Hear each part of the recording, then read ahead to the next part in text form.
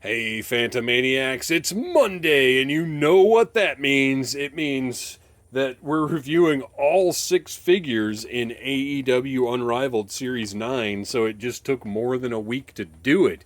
We are kicking off the second week here with Brian Cage, the big strong man that I first saw in Lucha Underground, and could not believe a dude that looked like this could move like he moved, but also it was more than just him being very athletic and acrobatic. He was doing some really hardcore, like, awesome stuff too.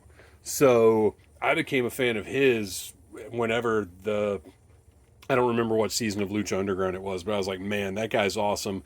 And I can't believe he didn't end up in WWE. I don't know how old he is. Maybe he's a little old for them to, well, certainly now, since they don't want to hire anybody that's over like 22. But like at the time, I just thought for sure this guy would end up in WWE. He's got a great look, and now he's got a great action figure. This gear is supposedly from Rampage, October 8th, 2021 in Philadelphia. Look at that dude. How do you not immediately make an action figure of this guy?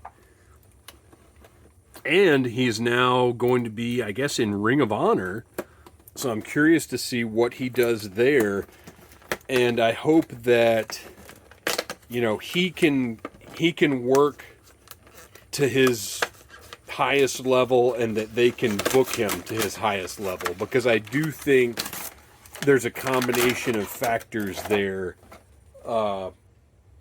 When Brian Cage is on your roster, I do think maybe there's some extra considerations of make sure he's doing something that makes sense for Brian Cage, keep him in the right spot, doing the right things.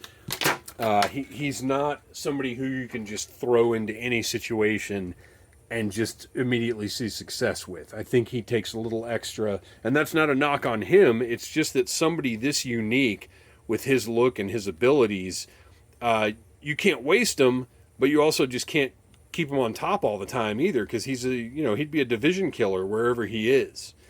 So we have this angry face, which they got the hair, they got the facial hair, and if you can tell, that facial hair is actually sculpted. It's not. Sorry, I'm trying to look at it around the camera, and I got things out of focus in doing that. If you look at it, it's actually sculpted and not just painted on. I think right there you can see sort of the line of the sideburn. So really nice work on that. I think the likeness is good. It's funny for a guy that looks like an action figure. I think that his face here is almost a little too action figure-y. I don't know. It's kind of odd. But then we get to that neutral portrait, and I don't know, you guys. I'm not quite sure they nailed this one. Although none of the neutral portraits on these have been mind-blowing. It's weird. The Jazwares seems to do their best work when they have sort of a signature facial expression to work with. But in the case of this one, I'm not sure they got it. But look at that paint. Look at the paint in his mouth. Mouth looks great. The eyes look great. And actually, from that angle, to me, it looks more like him. I don't know. I'm not saying this is wrong, but I'm saying it's just odd. Gear-wise, he's got black and white gear. He's got the yellow. I would have liked to see the blue and yellow, like Wolverine-looking gear.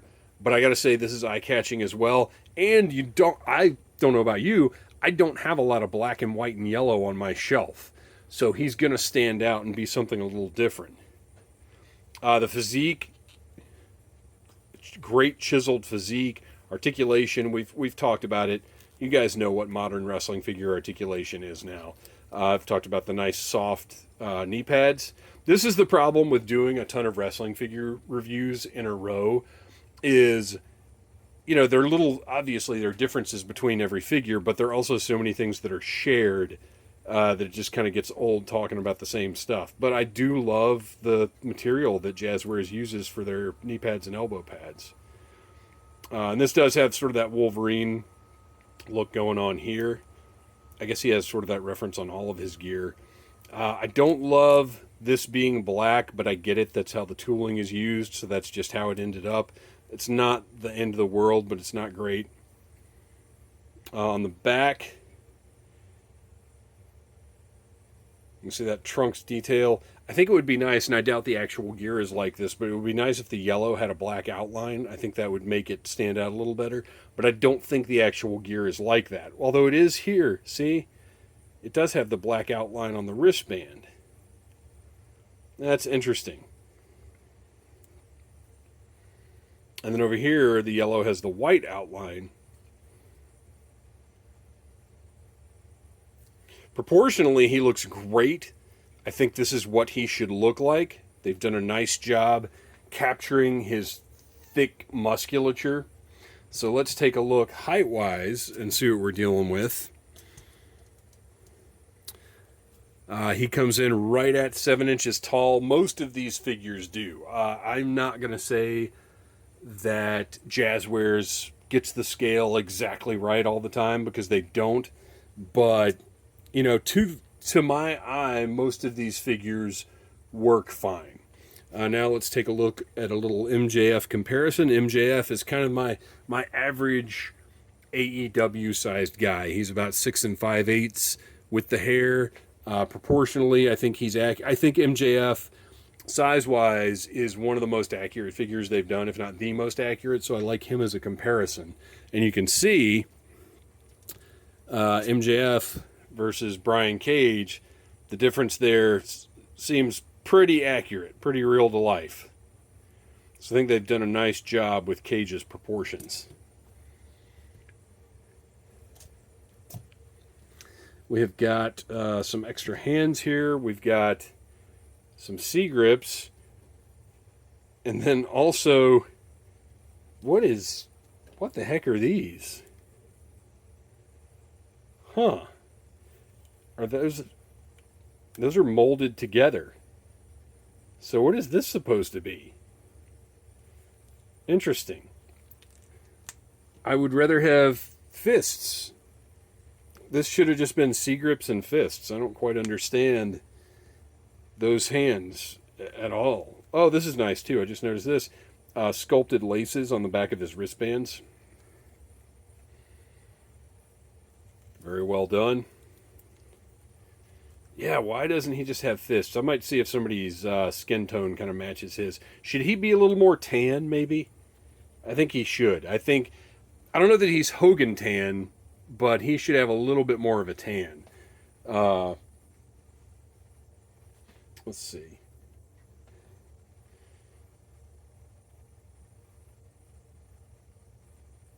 Yeah, they should just be a little... He needs to be a little more orange. He just should be. All right, well, there you go. Brian Cage, an absolutely astonishing performer who I hope has lots of great things in his future. And an extremely toyetic wrestling figure, because, I mean, just look at him. This is what the dude looks like. He might actually be a little more jacked than his figure, but still, this is a really nice jacked figure. They've done a good job with him. Glad to be putting him on the shelf. Thanks for watching, you guys. Please like, subscribe, share, tell your friends about Needless Things. Whoop, just pop that head right off. There we go. Tell your friends about Needless Things. Watch AEW and come back later this week for the last AEW Unrivaled Series 9 review. Smash that like button if you like Needless Things.